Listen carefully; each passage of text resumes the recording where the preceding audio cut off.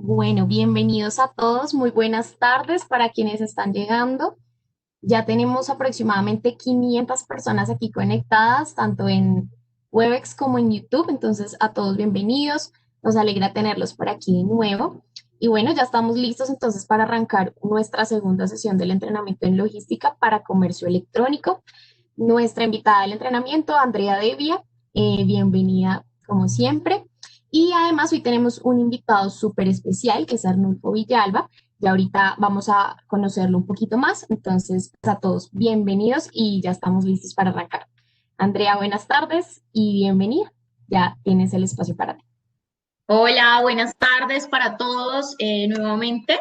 Bueno, muchas gracias nuevamente por participar, a todas las personas que están aquí conectadas. La idea es poder compartir con ustedes este tema tan importante que es la logística y la tecnología, ¿no? Como yo les decía ayer, a veces uno piensa que la logística no tiene nada que ver con otras variables y definitivamente la tecnología es uno de los puntos más importantes dentro de todo este ciclo. Hoy nos acompaña, como lo decía Dana, una persona muy especial con quien tuve la oportunidad de trabajar, Arnulfo Villalba. Él es el gerente, director de tecnología de Servientrega, una persona que tiene muchísima experiencia. Entonces, al final, pues Arnulfo nos va a estar acompañando. Sin embargo, si durante el proceso hay alguna pregunta, durante la explicación en la que Arnulfo nos pueda apoyar, le voy a dar la palabra. Entonces, pues Arnulfo, muchas gracias por acompañarnos en este espacio. Voy a compartir aquí mi presentación.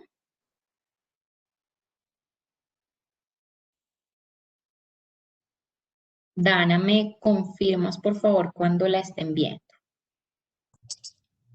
Vale, ahí ya está, ya la estamos viendo. Ya.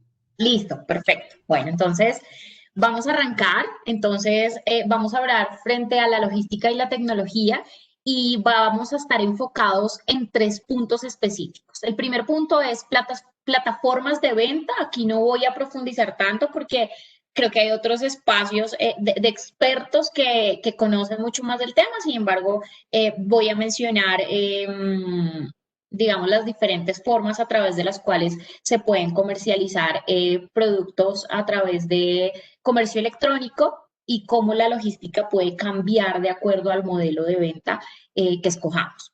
Segundo, voy a hablar sobre las integraciones tecnológicas.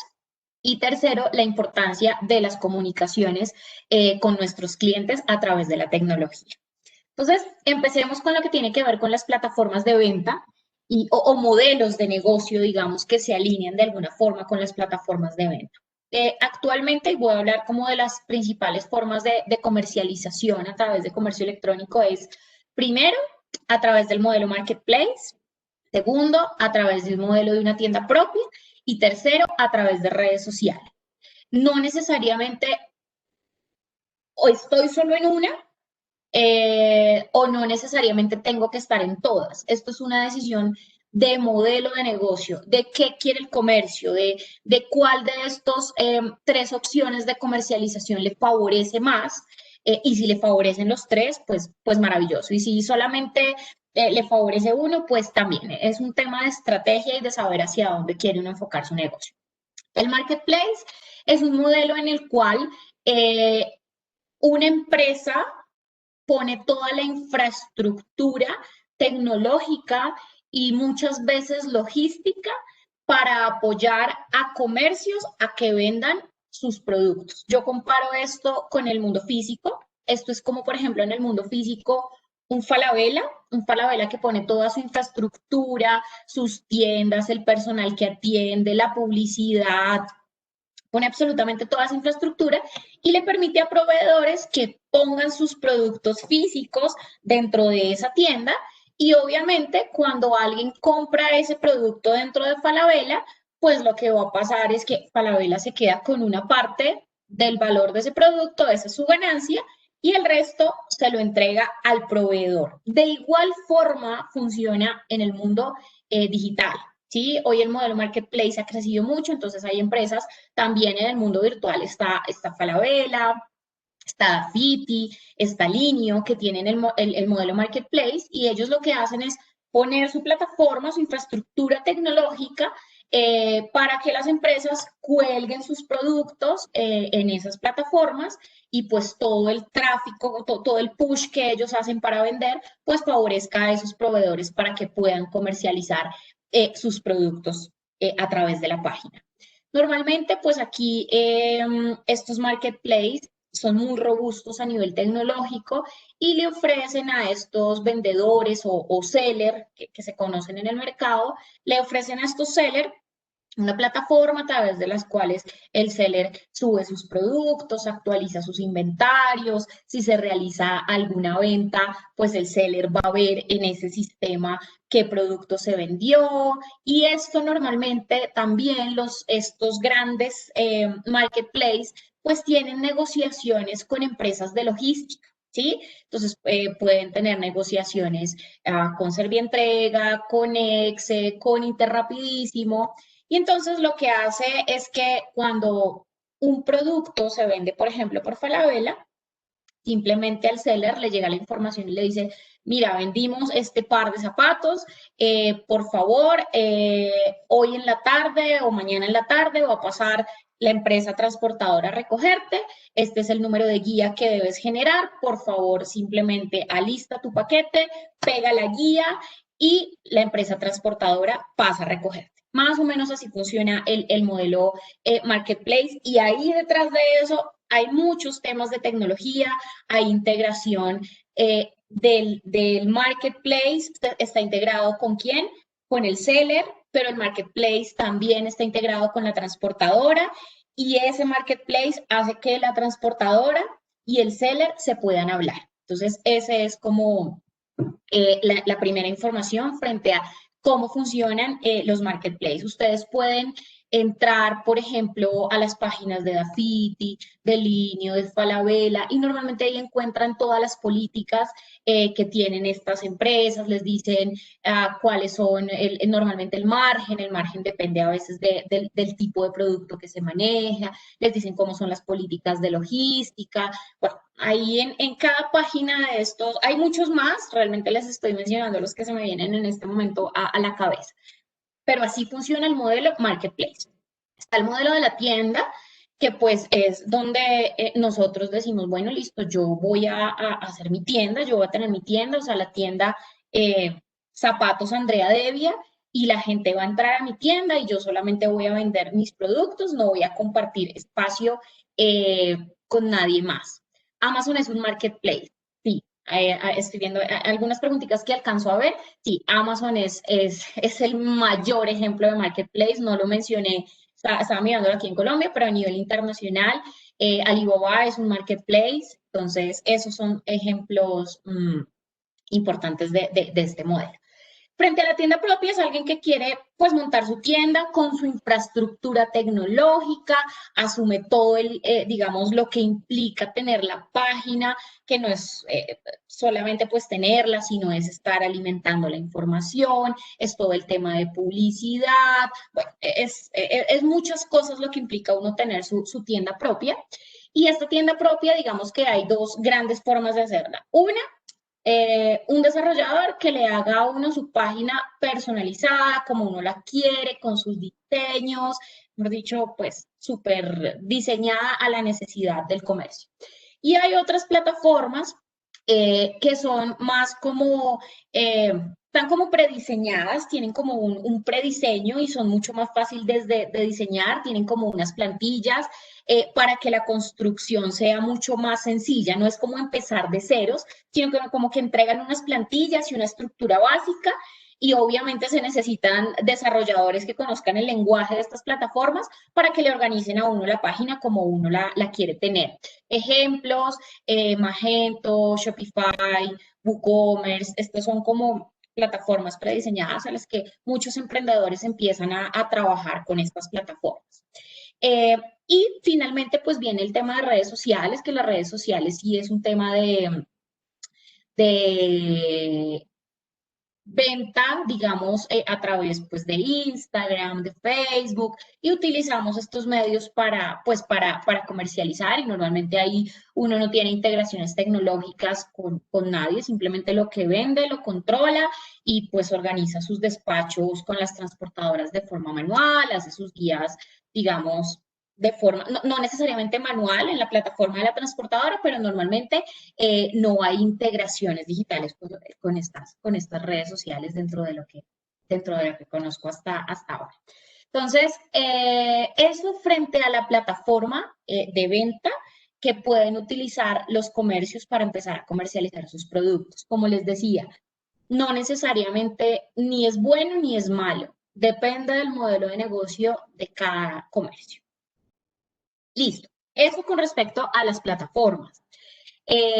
Vámonos ahora con el tema de las integraciones tecnológicas. Yo les voy a hablar, hay muchas integraciones tecnológicas, yo les voy a hablar de las 3 integraciones tecnológicas que en mi experiencia son las más importantes o las que he visto que los comercios electrónicos eh, utilizan más. ¿Sí? Utilizan más cuando empiezan a hablarse con las transportadoras, normalmente se hablan de estas 3 integraciones. Entonces, la primera integración, muy relacionado con lo que vimos ayer, es la integración de control de inventarios. Entonces, normalmente cuando el almacenamiento está a cargo de un operador logístico, esta integración lo que permite es, lo primero es informar de forma automática al operador logístico sobre los pedidos que debe alistar de acuerdo con las ventas que se realizó en el comercio. Entonces, hoy se realizaron 500 ventas en mi comercio electrónico de X productos. Eso, la idea es que vaya viajando al sistema de información que tiene el operador logístico, a su WMS, que es normalmente el sistema que se maneja para administración de inventarios de bodegas. Y la idea es que esa información pueda viajar de forma automática al sistema de estos operadores logísticos para que los operadores logísticos puedan alistar los productos. Ah, entonces siempre tengo que tener integración cuando voy a trabajar con un operador logístico. No, no siempre hay que tener integración. Esto lo que hace es facilitar los procesos para que la información viaje de forma automática de la plataforma de venta a el WMS.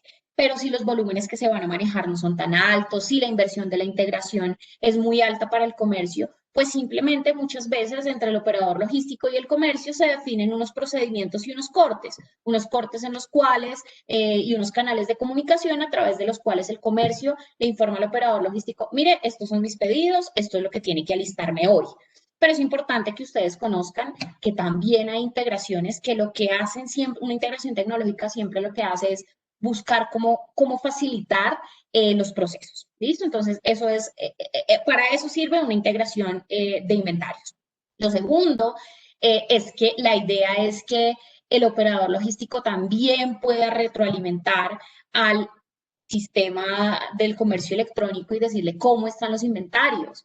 ¿Sí? O sea, que tiene que estar alineado las ventas que se han hecho versus el inventario que tiene el operador logístico en su WMS. Entonces, eso también nos sirve para saber cómo estamos de inventario, parte de lo que hablábamos ayer de ver si hay algo que ya tengo que se me está agotando y está llegando a mi punto de reorden.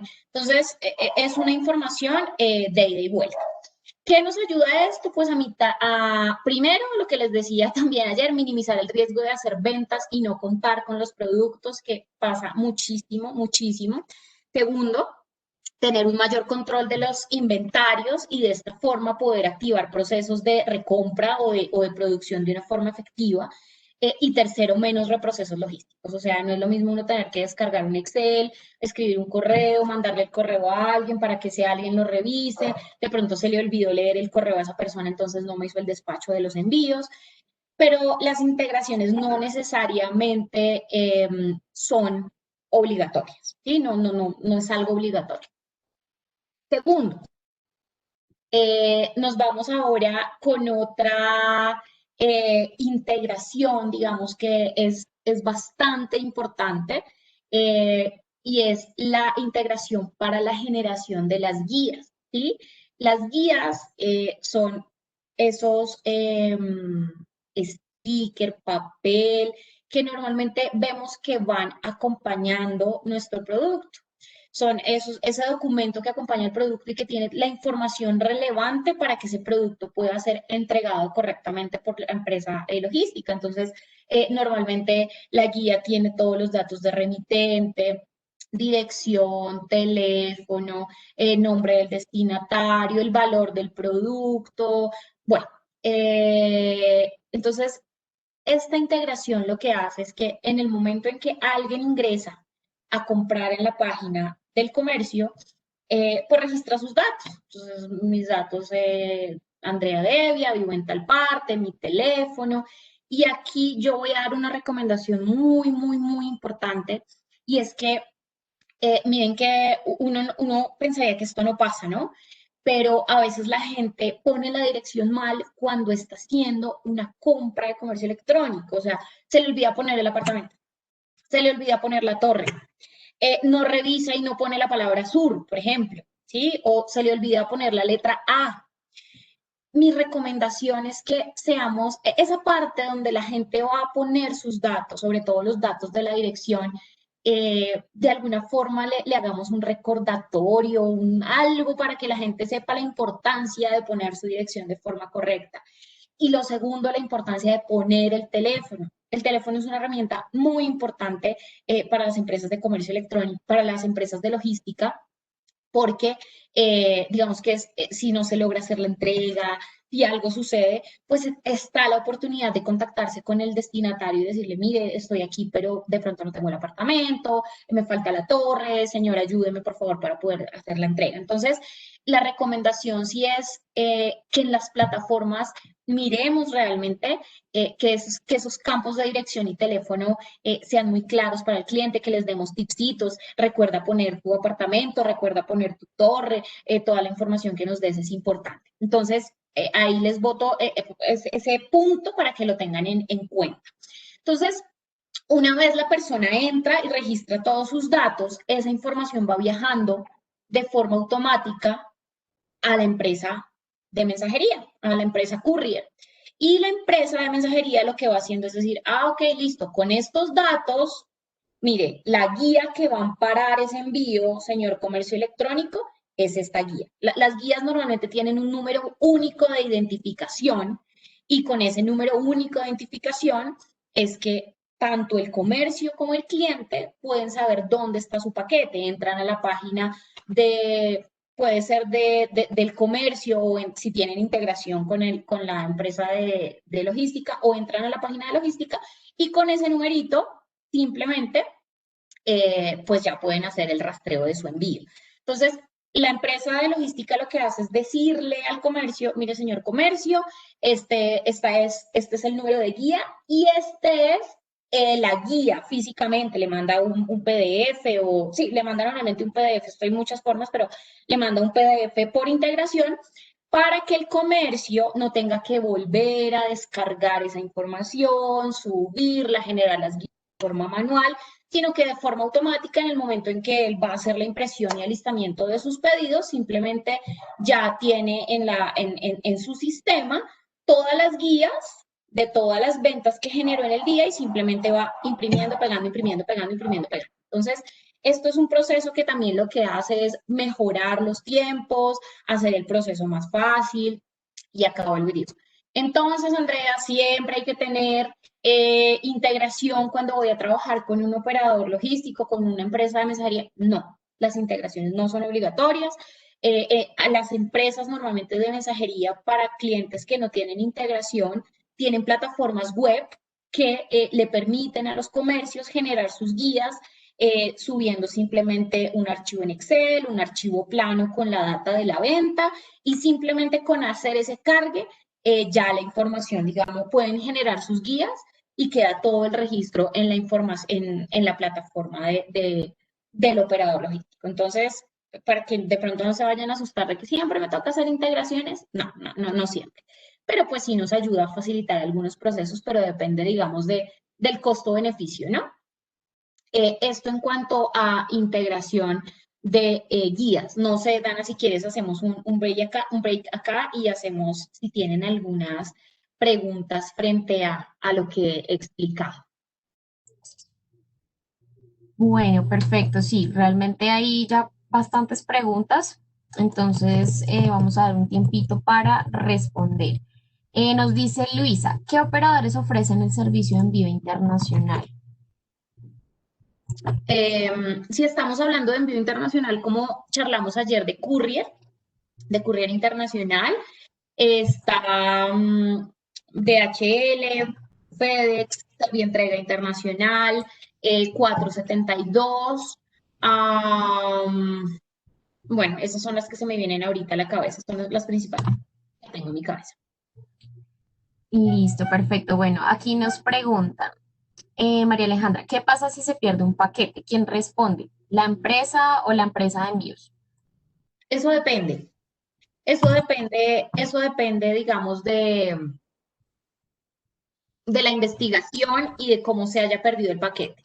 Normalmente cuando el comercio le entrega a una empresa transportadora el cambio de custodia de su paquete, pues ya la transportadora desde el momento en que lo recibe, digamos que empieza a responder. Entonces, si durante el proceso de la entrega el paquete se le pierde, por ejemplo, a la transportadora o llega averiado, ahí lo que se hace normalmente es que se pone un reclamo ante la transportadora hace la investigación y la transportadora normalmente lo que va a hacer es responderle al cliente, al comercio, por el valor sobre el cual declaró su producto. Perfecto, bueno, por acá tenemos una pregunta de Cristian. Dice que Marketplace hace todo el proceso completo con ruta crítica y demás. Eh, no, a ver, que yo sepa que hace todo el proceso de logística, no sé si tienen el modelo de ruta crítica, pero Linio es un operador que hace todo el modelo completo, Mercado Libre hace el modelo completo, Falabella hace el modelo completo, Dafiti hace el modelo completo, o sea, ellos asumen todo, desde que pones el producto hasta que lo entregan. Ahora, eso depende también del modelo de negociación, ¿no? No necesariamente hay proveedores que dicen, venga, no, yo tengo mi logística, yo no necesito que usted haga, eh, señor Falabella, señor Rafiti, bueno, eso depende mucho de las políticas, yo no necesito que usted haga la logística, yo la hago. Pero normalmente estos cuatro hacen toda la logística. Hablando de Colombia, pues Amazon también tiene absolutamente toda la cadena. eh, esa es como la respuesta. Bueno, perfecto. Nos preguntan, ¿consideras necesaria la implementación de guías de entrega para productos alimenticios por cada despacho? Eso depende, es que eso depende del modelo. Normalmente, a ver, normalmente el e-commerce es normalmente, no siempre, es un paquete, una guía, ¿sí? Pero hay servicios que prestan las empresas de mensajería que te amparan con una guía varios paquetes. Normalmente esos paquetes van a un solo destinatario. Entonces, normalmente esto pasa cuando, por ejemplo, vas a entregar a almacenes de cadena o cuando un cliente compró varios productos que no caben en una sola unidad de empaque. Entonces, las empresas de mensajería te prestan ese servicio de con una sola guía, ampararte varios paquetes y digamos que esa es una guía madre y los paquetes tienen como sus guías hijitas que van amparadas a esa guía madre. Entonces, eso depende mucho del servicio y de lo que requieras, pero las empresas de mensajería te pueden prestar ese servicio sin ningún problema. Súper, bueno, Adriana nos hace dos preguntas. ¿Cómo es el proceso para hacer la integración de la que hablas? Y si recomiendas hacer la integración con un solo operador. Bueno, digamos que esa pregunta la tengo aquí más adelantico, ya se las respondo, ya la respondo para no adelantarme porque la tengo aquí dentro de los temas que vamos a hablar. Listo, perfecto. Laura dice, ¿es más recomendable hacer las integraciones o no tienen importancia significativa? Eso depende yo lo relaciono mucho con el volumen que uno va a despachar, ¿sí? Normalmente las empresas pequeñas arrancan sin hacer integración, normalmente empiezan haciendo su generación de guías a través de como les decía, de cargue masivo a través de la plataforma web. Que le dan las transportadoras. Entonces, a medida de que los procesos van creciendo y uno ya empieza a necesitar optimizar tiempos, optimizar costos, hacer que sus procesos se vuelvan más eficientes, a partir de ese momento se hace relevante tener una integración para esos temas de optimización. Entonces, pienso que sí es importante tener una integración, pero también pienso que hay que saber el momento en el cual uno debe hacer esa integración, porque normalmente esas integraciones no son gratis, y no son gratis no porque la empresa el operador logístico las cobre, porque ellos, digamos que ellos tienen sus integraciones y lo que le dicen a sus clientes es conéctese que yo ya tengo mi parte de la integración, pero esa parte de conectarse del comercio normalmente sí requiere un desarrollo que lo tiene que asumir el comercio. Entonces ahí es donde está un poquito ese costo-beneficio que yo les decía, bueno, ¿cuánto me va a costar realmente hacer este desarrollo para poder integrarme? Y si realmente en este momento en el que estoy empezando vale la pena. Normalmente las empresas, normalmente casi todas las empresas grandes tienen integraciones y tienen integraciones muy personalizadas, ¿no? Entonces, depende. Listo, bueno, Felipe también nos hace aquí dos preguntas. Dice, ¿las integraciones son algo fácil de hacer para un comercio pequeño? Y la segunda pregunta es, si nos hacen integraciones, ¿cómo cotizar los fletes de manera adecuada en el sitio web propio? Bueno, bueno, creo que eso se responde un poquito con lo que decía antes, la primera parte. Y la segunda parte del tema de los fletes, hay dos formas de hacerlo. Una forma, hay empresas de logística que tienen una integración de fletes, ¿sí? Entonces, de cotización de fletes, se llama el cotizador, ¿sí? Entonces, no todas la tienen, pero quienes la tienen, ese cotizador lo que hace es que es muy parecido al de generación de las guías, solamente que cuando el comprador está haciendo el proceso de compra y ya definió los productos que va a adquirir, esa información viaja al comercio, perdón, al operador logístico, a la empresa de mensajería, y de acuerdo con la negociación económica, digamos, que tiene el comercio con la empresa de mensajería, el comercio la empresa de mensajería lo que hace es decir, bueno, listo, a ver, este pedido van a ir, no sé, dos pares de zapatos que tienen este peso, estas dimensiones y este valor declarado. Ok, de acuerdo con estas variables que yo les contaba ayer, que es el peso y el valor declarado, esas son las variables más importantes para sacar la tarifa que les va a comprar una empresa de mensajería. Entonces, con esas dos variables que le mandó el comercio a la empresa de mensajería lo que hace es decir, listo, de acuerdo a la negociación que yo tengo con este comercio y de acuerdo con el peso y de acuerdo con el volumen, listo, su tarifa va a ser, o lo que yo le voy a cobrar, va a ser X plata. Y lo que puede hacer simplemente el comercio es mostrar exactamente ese mismo valor y ese valor es el que le va a cobrar al, ahí me faltó una variable que es el destino, si es urbano, si es nacional, si es trayecto especial. Y simplemente eso se transfiere a lo que va a visualizar el comprador y ya el comprador pues decide si va a pagar ese flete o no.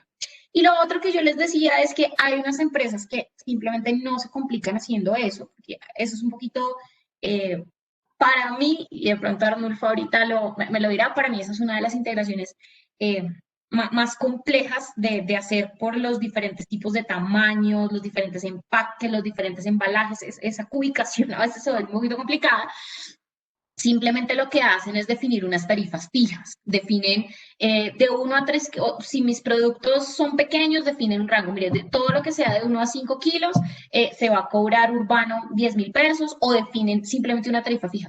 Mi valor de envío urbano es 10.000 y mi valor de envío nacional es 15.000. Eso hay que hacer unos números juiciosos para uno llegar a definir muy bien esos costos de flete que va a cobrar. Esas son las dos opciones. O a través del cotizador, integrándome con la empresa de mensajería o simplemente definiendo unas tarifas fijas que se van a cobrar de acuerdo a los destinos. Si quieres, vamos con la última pregunta y seguimos, Dani. Perfecto, bueno, la última pregunta. ¿En los casilleros virtuales hay esa integración incorporada? Eh,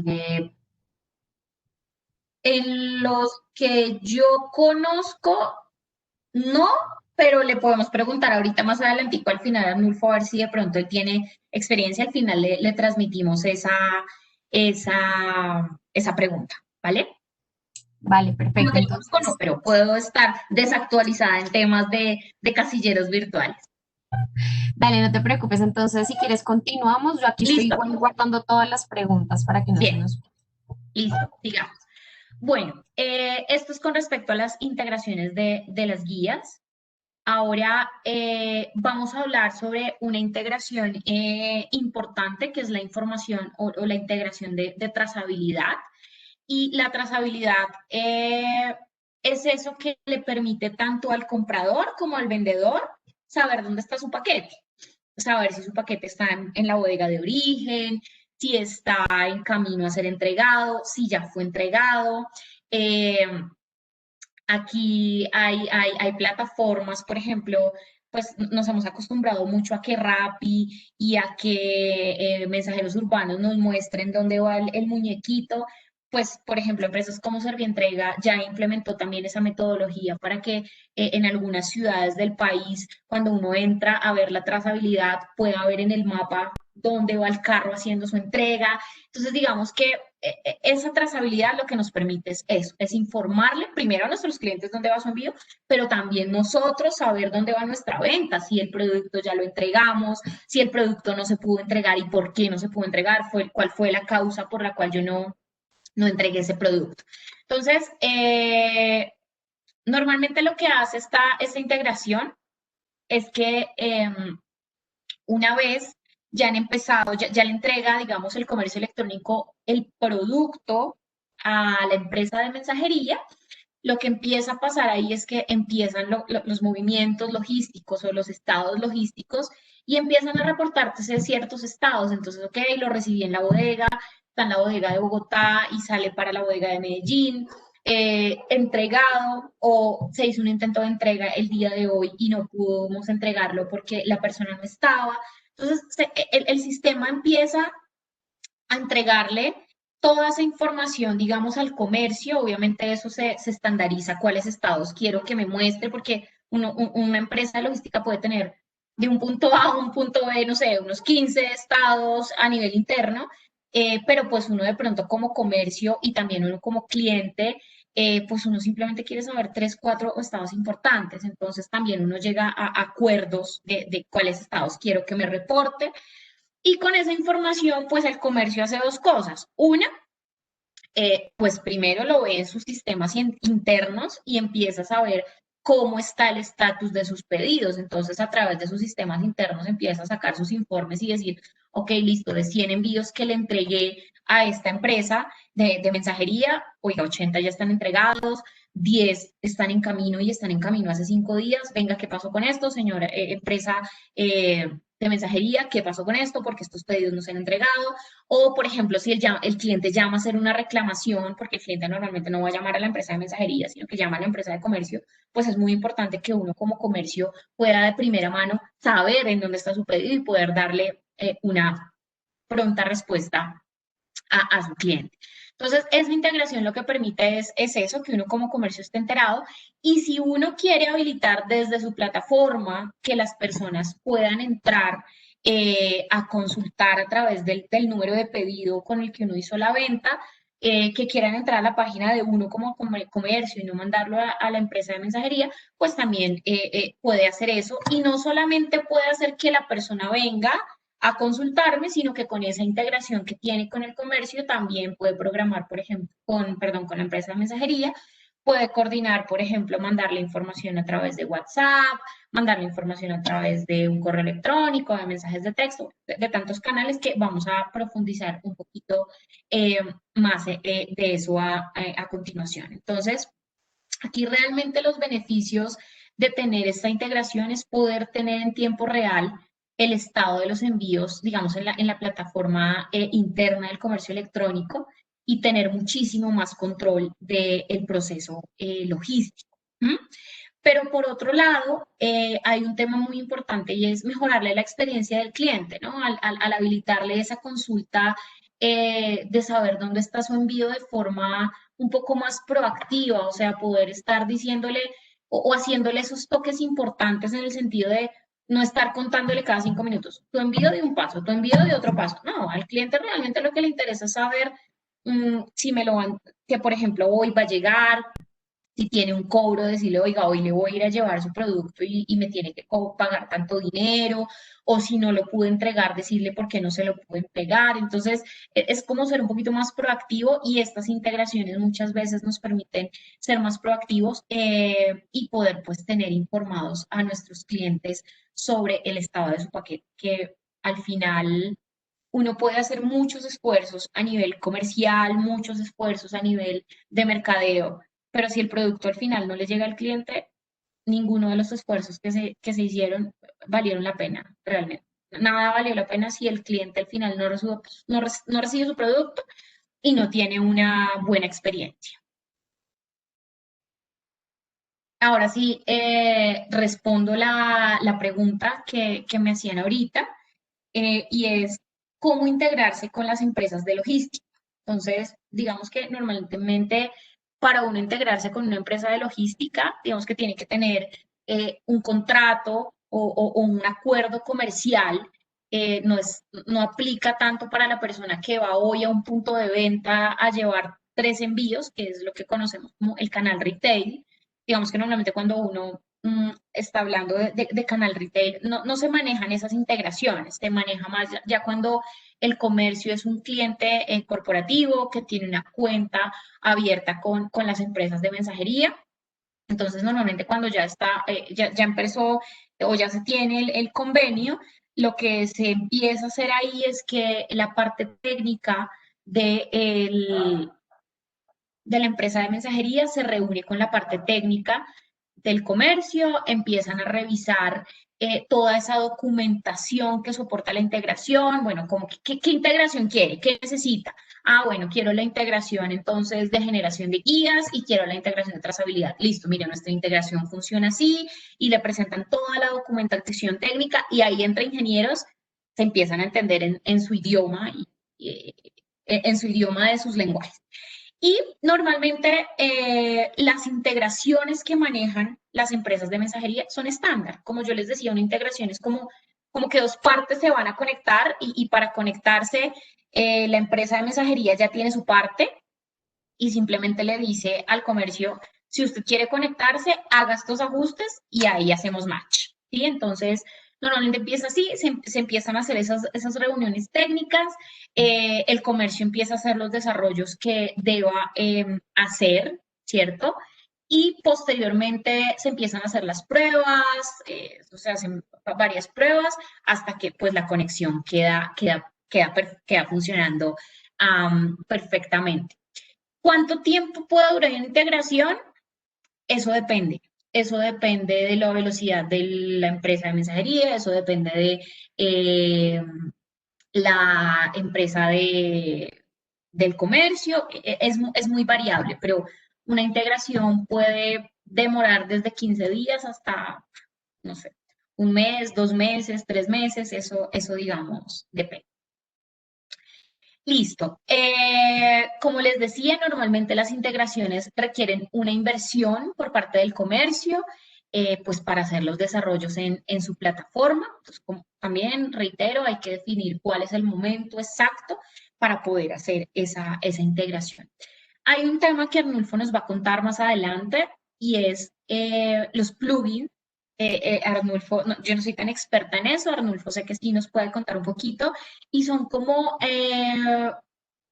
no son exactamente integraciones, así como se las estoy contando, sino son como unos descargables. Arnulfo, ahorita me corriges, por favor, si estoy diciendo algo que no es, pero son como unos descargables para poder integrarse con las empresas de mensajería para plataformas que son livianas o livianas como por ejemplo las que les mencionaba al principio, como por ejemplo Magento, como por ejemplo Shopify, como WooCommerce. Normalmente estas plataformas no se trabajan a través de integración, sino que se trabajan a través de plugins.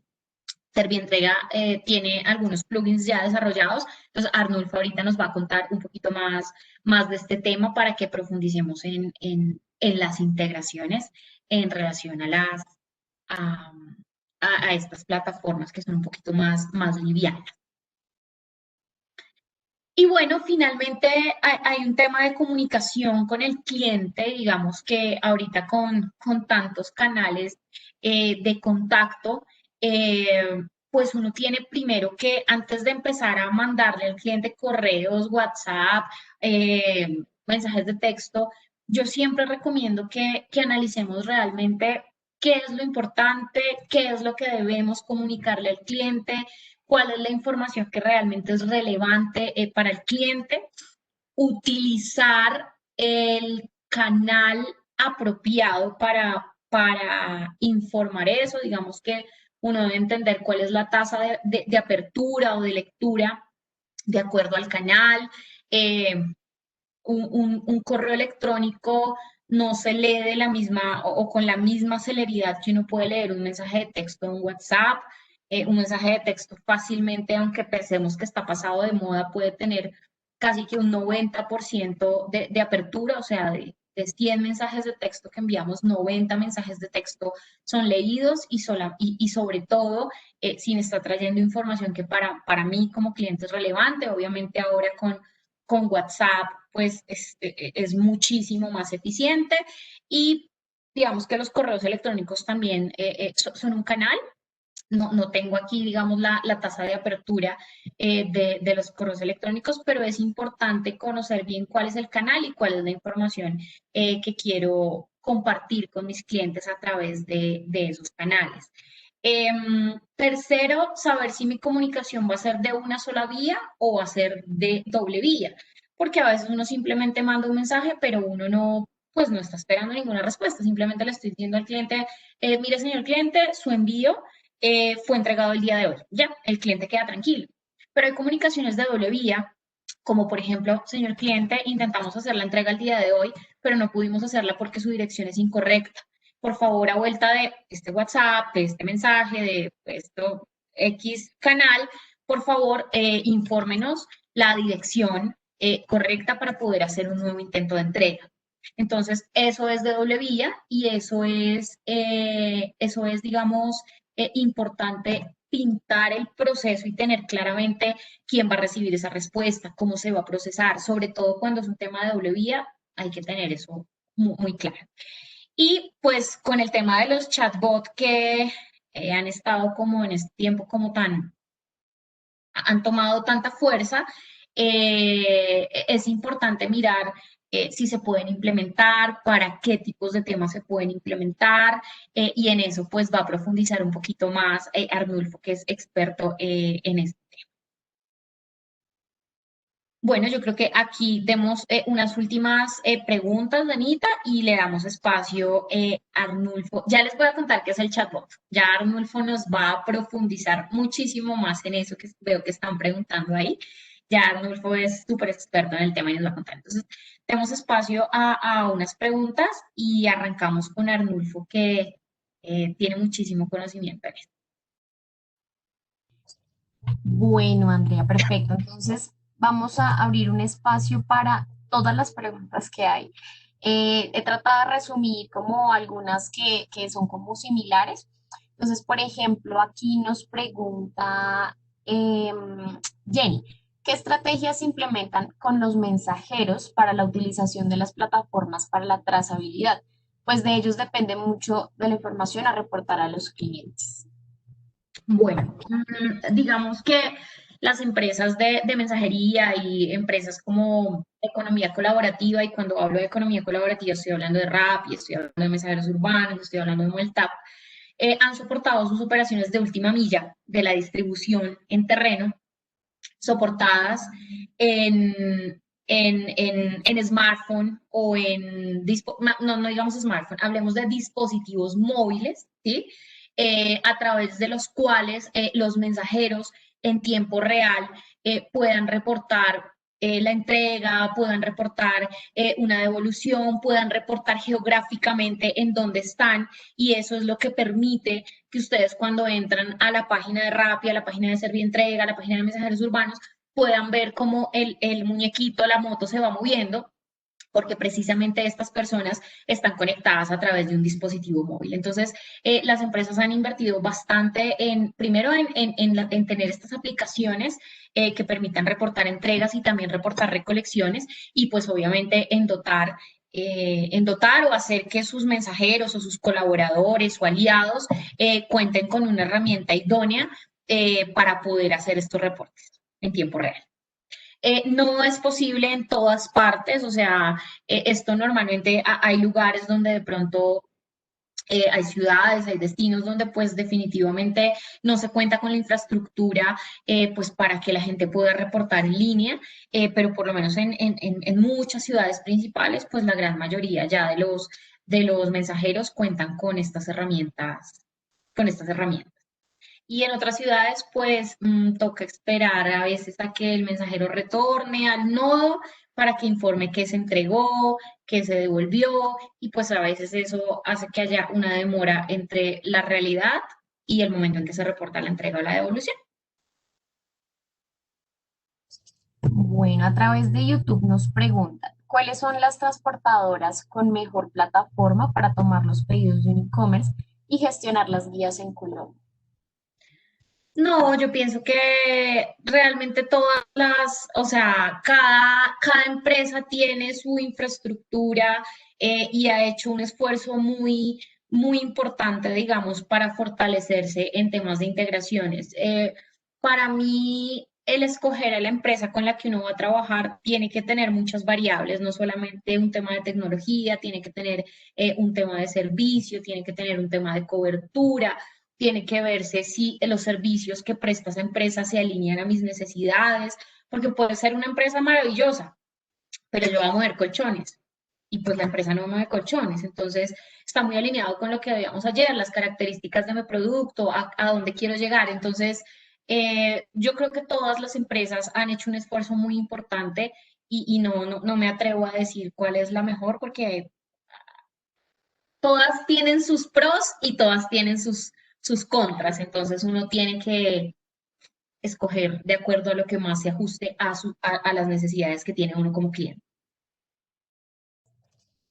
Exactamente. Bueno, Ricardo nos pregunta, según lo que has explicado, ¿cuál es el nivel de ventas o ingresos que se debe tener para optar por usar un operador logístico? Mira, eso depende de las políticas de cada empresa, pero yo te puedo decir más o menos que una empresa normalmente vincula a un operador, a un comercio o digamos que lo tiene como cliente corporativo a partir de que su facturación, no la facturación de lo que vende el comercio, sino de lo que le va a facturar a la empresa de mensajería, puede estar más o menos entre 2 o 3 salarios mínimos. Eso depende de la política de cada empresa. Cada empresa tiene una política totalmente diferente, pero yo te puedo decir que puede estar más o menos en ese promedio de 2 mínimos y depende también de la ciudad, ¿no? Hay ciudades que son pequeñitas donde necesariamente simplemente te piden que vayas a facturar más o menos un salario mínimo, pero en un Bogotá, en un Cali, en un Medellín, pues la exigencia de facturación es un poquito mayor. Listo, bueno, aquí nos pregunta Juan Pablo, ¿qué tanto es el impacto de las aplicaciones de última milla como mensajeros urbanos o Uber para envíos en las ciudades versus plataformas grandes como Servientrega, por ejemplo?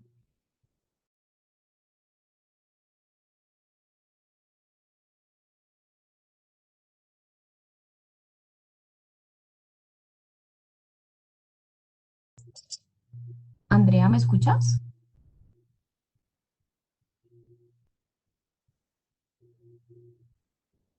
Andrea, creo que Andrea tiene problemas de conexión. Vamos a revisar qué sucedió.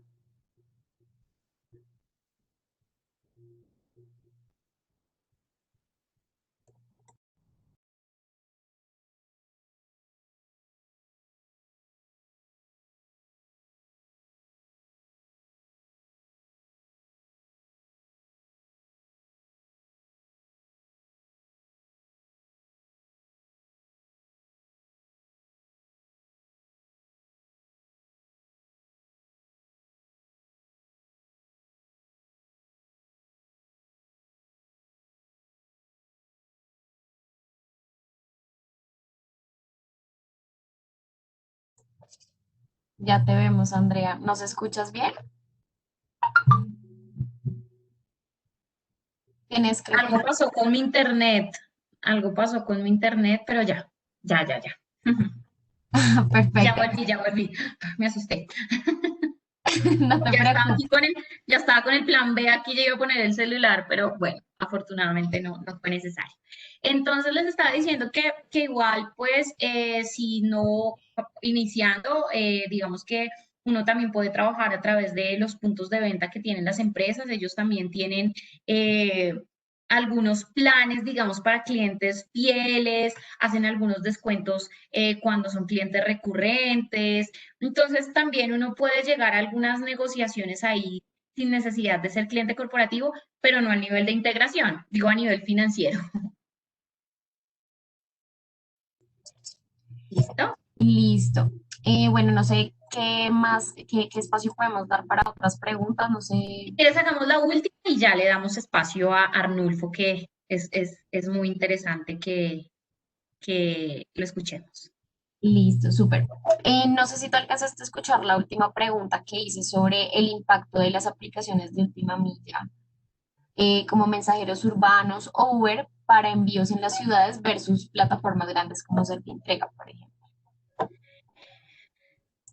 Bueno, digamos que eso a nivel urbano tiene, a nivel urbano estoy hablando de un Bogotá, cuando el proveedor o el comercio tiene su producto en la misma ciudad en la que va a entregar el producto, pues digamos que sí, hay un impacto porque pues estas empresas prestan un servicio urbano. Obviamente hay algunas diferencias, digamos, eh, a nivel de quizás de la presentación, de quién va a entregar el producto, quizás del respaldo de la marca, pero sí ha impactado. Yo no puedo hablar mal de las empresas, ni de mensajería, ni de las empresas de última milla, aunque vengo del mundo de la mensajería y sé lo que impacta a este tipo de empresas. También he podido trabajar con ellas y sé que, como todos, tienen cosas muy buenas y tienen cosas por mejorar. Pero sí, a nivel urbano ha tenido un impacto importante. A nivel nacional, no, eso lo vamos a ver el jueves. Les voy a explicar un poquito las diferencias entre las dos. Digamos que a nivel nacional, no, porque cuando tú necesitas mandar un envío de Bogotá a Cali, Bogotá a Medellín, Bogotá a Barranquilla, pues definitivamente eso no lo puede hacer un mensajeros urbanos, eso no lo puede hacer un Vuelta App, eso hoy solamente lo puede hacer una empresa de mensajería que esté habilitada también por el MINTIC para poder hacer y prestar estos servicios. Yo creo que démosle paso a Arnulfo, por favor, que me Sí, parece súper importante. Hola Arnulfo, bienvenido. Buenas tardes a todos. Andrea, un placer volver a encontrarnos en un escenario. Nada, muchas gracias a Dana, Andrea, por la invitación. Digamos que veo muchas personas conectadas y muchas preguntas. Digamos que gracias por la invitación. Trataré de dar mi concepto un poco agnóstico a que trabajo en Servientrega, porque la idea sí, trabajo, bien trabajo en Servientrega, pero buscar un poco, digamos, como decía Andrea, no hablar mal de la competencia o favorecer el que Servientrega esté acá, simplemente dar un concepto tecnológico y aportes que podamos darle a esta charla que está muy interesante. Entonces, Andrea, Gracias, gracias y Arnulfo. gracias por la invitación. Bueno, la primera pregunta que quiero hacerte es, ¿qué recomendaciones le das a una empresa, a un emprendedor, para que pueda integrarse con una empresa logística? ¿Cuáles son esos puntos clave que deben tener en cuenta? Bueno, digamos que en la experiencia que hemos tenido integrando emprendedores, porque creo que por ahí preguntaban que cuáles eran esas condiciones para integrar a un emprendedor, nosotros siempre, pues, cada caso se analiza digamos, como por separado, pero digamos que ¿cuál es las recomendaciones principales que daría? Yo sé que muchos de ustedes son emprendedores exitosos, y generalmente en el emprendimiento, sea emprendimiento dentro de una organización o como usted lo hace, La agilidad es muy importante, y todo debe ser rápido, salir y todo debe ser ágil, pero mi recomendación ahí es, sí, ser ágiles, ser rápidos, pero con una estructura, con un método, porque las integraciones depende del 50% de la empresa logística y el 50% del cliente. Entonces, en este tipo de integraciones, yo definiría como unos 5 pasos que debería hacerse. Y el primero es, bueno, ese diagrama de contexto acorde al negocio de cada uno para hacer esa integración. Hay integraciones genéricas que manejamos las empresas de logística, pero hay integraciones que se pueden hacer personalizadas con pequeñas variaciones. Eso depende mucho del modelo de negocio. Entonces, lo primero es un diagrama de contexto claro de cómo quiere integrar su cadena de valor a la empresa logística. Eso es supremamente importante. No es empezar a hacer desarrollos o buscar un desarrollador y empezar a desarrollar de una vez, porque eso a futuro trae problemas. Hay que tener ese contexto, ese flujo de procesos, ese diagrama de cómo fluye la información, y lo fundamental en una integración es siempre que les fijan a la empresa que lo desarrolla o a su equipo interno o ustedes mismos, porque sé que muchas personas desarrollan esto, es un manejo de errores adecuado, saber quién falló en la integración, si fallé como cliente o falló el operador logístico, y eso se logra con un monitoreo end-to-end, de principio a fin, de los componentes tecnológicos y de los datos. Entonces, y importante que las personas que desarrollen esas integraciones sean personas expertas, que tengan buenas prácticas. A veces hay personas que de pronto, y mire que la experiencia no está relacionada a empresas grandes, que de pronto vayan a tener que contratar una empresa, una casa de software gigantesca, no, personas expertas, programadores que realmente puedan agregar valor.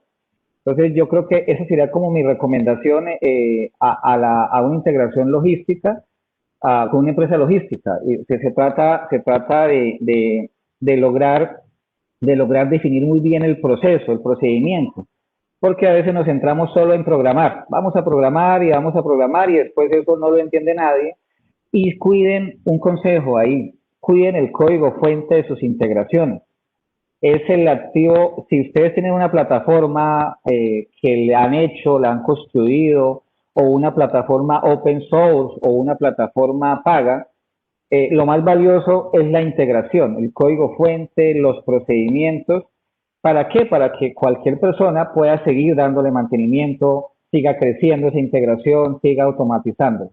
Creo que ahí está el principal valor, exigirle al operador logístico documentación, es decir, siempre los operadores logísticos deben tener documentación, deben entregar esa documentación, y también el operador logístico, si es estructurado, va a exigirle documentación. Entonces, eso es bueno porque en software el principal error que he visto que se comete en esas integraciones es que se hacen, simplemente se piensa en programar e integrar, y después cuando hay que mejorarla, es como cuando uno tiene un edificio y no tiene los planos o para hacerle ese mantenimiento. Entonces, eso es supremamente importante tenerlo en cuenta en las integraciones, el lenguaje, que el lenguaje en el que se haga sea lenguajes que haya mucha mano de obra. Me explico. Por ejemplo, acá voy a poner un poco técnico, pero es para tenerlo claro.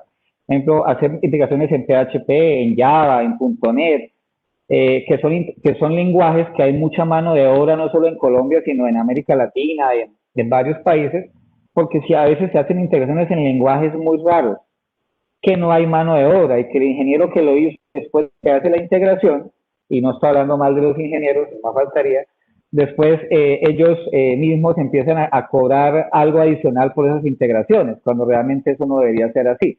Entonces es como las recomendaciones que les podría dar muy generales de qué tener en cuenta a la hora de hacer una integración con una empresa logística, o en general con cualquier empresa, porque al final es muy genérico el tema de integraciones. Siempre tener el monitoreo, porque después cuando se sale a producción con una integración, empiezan los problemas. No, es que falló, el que falló fue el e-commerce, el que falló fue el operador logístico.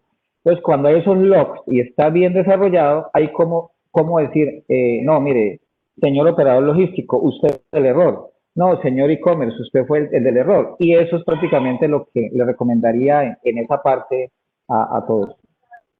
Arnulfo, ¿nos puedes contar un poquito qué son los plugins? Ok, nosotros como, aquí ya voy a mencionar un poco a Servientrega, digamos que como operador logístico hemos entendido que apoyar el emprendimiento, y eso viene como lineamiento corporativo, que apoyar el emprendimiento es lo adecuado, porque son empresas que van creciendo y que al futuro pues son quienes van a generar los envíos o los servicios que prestamos como organización. Entonces lo que hicimos fue una inversión en desarrollar plugins para Magento, para WordPress, para varios sitios, incluso uno genérico que le puede servir a cualquier plataforma de e-commerce, digamos, por nombrar algunas, destachó WooCommerce, Shopify, OpenCart, WordPress, y así hay muchas plataformas, Magento, muchas plataformas open source, y lo que queremos es ayudarle a que la persona que se va a integrar solamente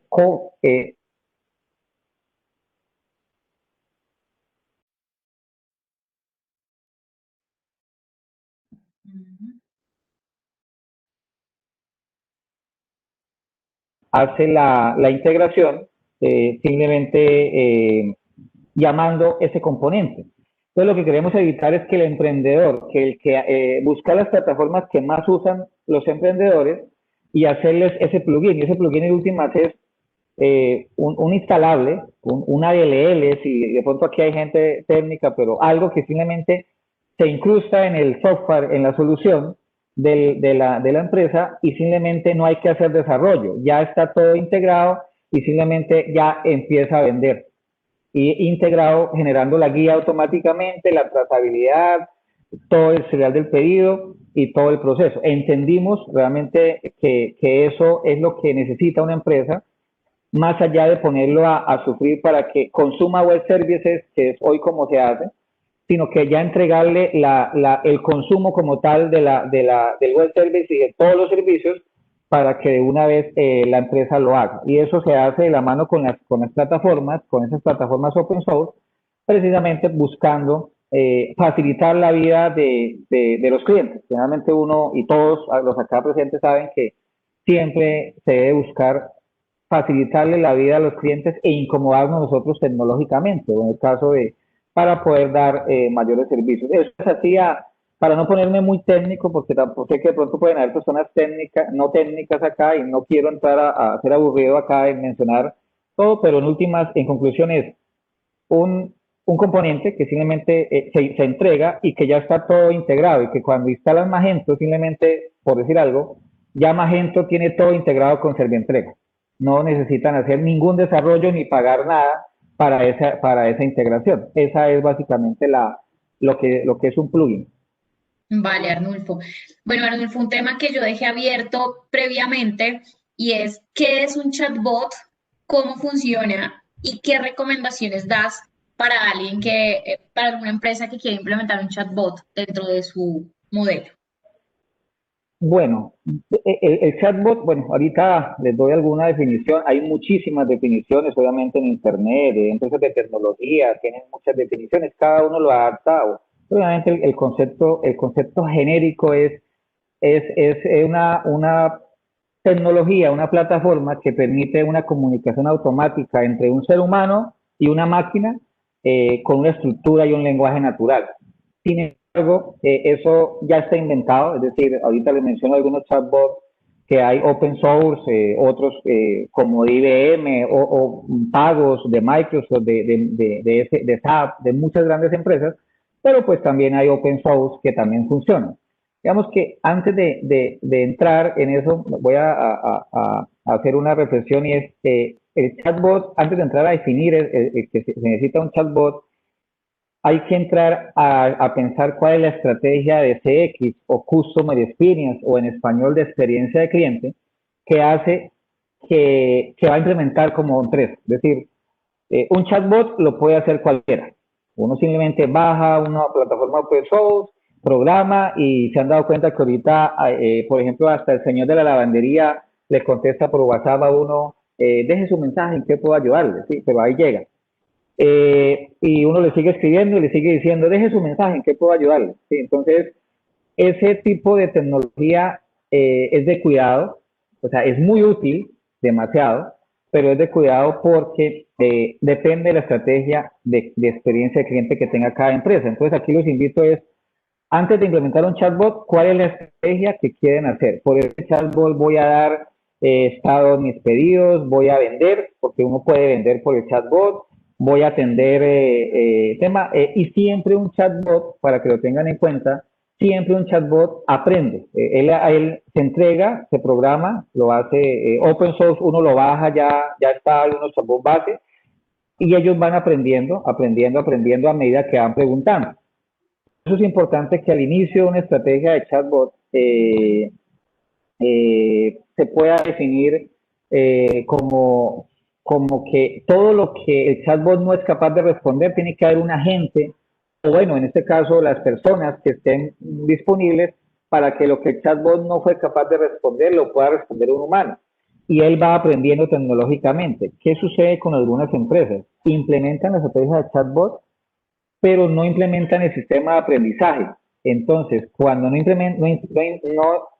ponen eso, entonces lo que sucede es una mala experiencia de servicio, porque, claro, el chatbot le responde y cuando le hacen preguntas que no está programado, no está en la base de datos, empieza a responder cosas sin coherencia. Es ahí donde automáticamente se debe escalar a un agente para que la gente responda y esa respuesta de la gente debe estar ligada al chatbot para que a la próxima vez que le pregunte la misma situación, el chatbot sepa qué responder. Por eso el proceso de maduración de un chatbot, dependiendo del negocio, puede estar entre 3 a 6 meses, porque hay que enseñarle. Es inteligencia artificial, ¿no? Entonces un chatbot, en una definición, para no ponernos a copiar las que de pronto están y que podamos definir una es una plataforma, es un servicio que permite interactuar a una máquina con un humano para ofrecer servicios. ¿Qué servicios? Todos los que se pueda imaginar.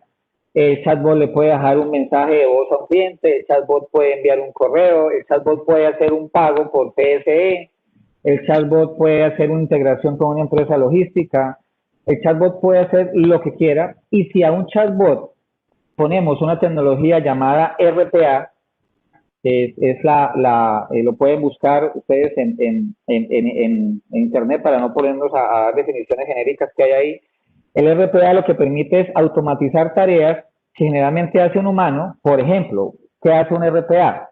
Ingresar a la página de la DIAN y diligenciar y bajar el root.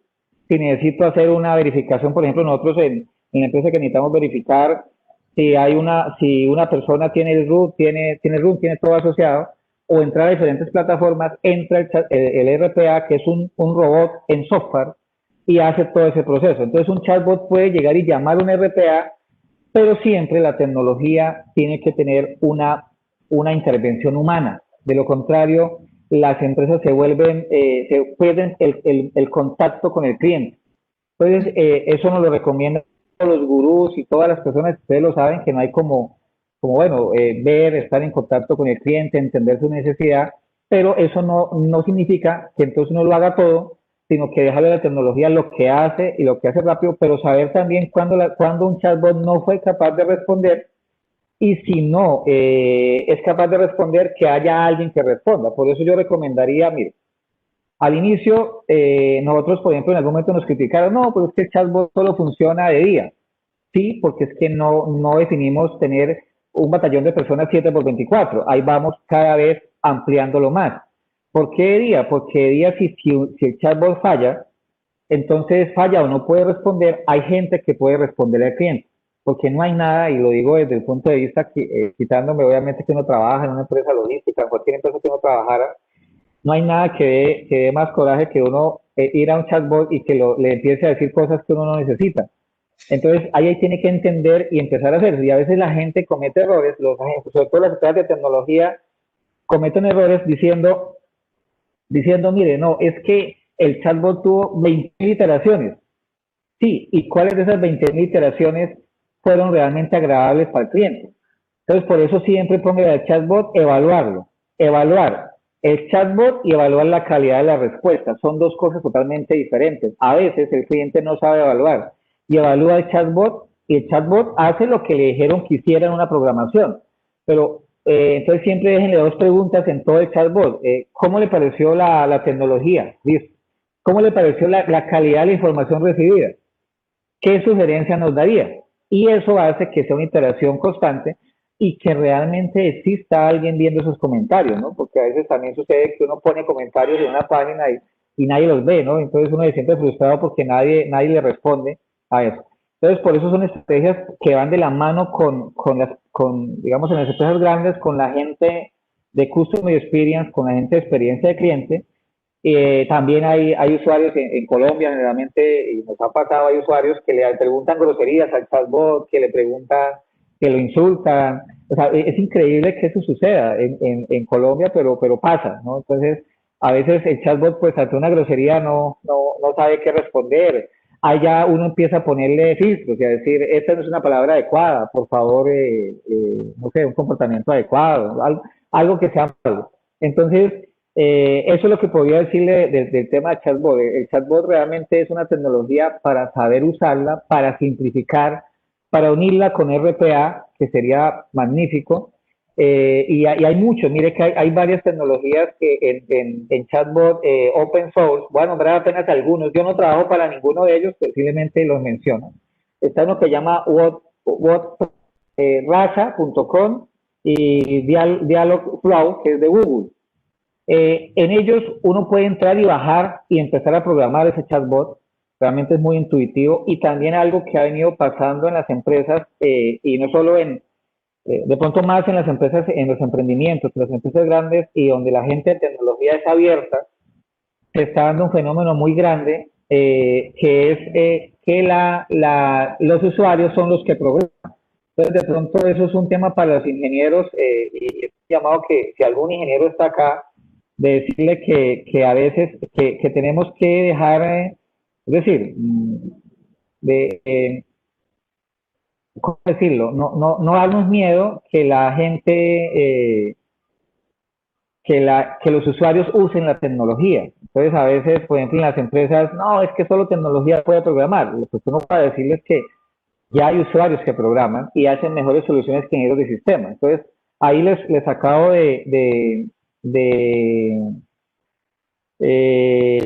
digamos, del chatbot, pues la idea es que lo uses, digamos, de manera adecuada. En conclusión, pues el chatbot es una tecnología de inteligencia artificial que permite la interacción entre un humano y una máquina, y la máquina es la que le da esos servicios y esa información para la empresa. Para ¿ahorros en qué? En agentes de servicio al cliente, es decir, que no tenga que tener una persona completamente disponible para atender el servicio al cliente.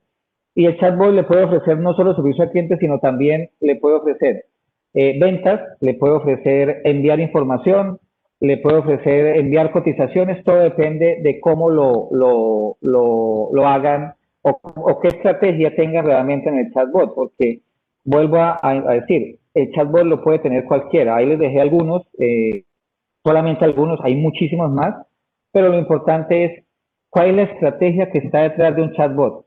Sabiendo que el chatbot pues es el que permite realmente automatizar atención, automatizar servicios. Ese sería como el contexto de lo que le podría decir un chatbot.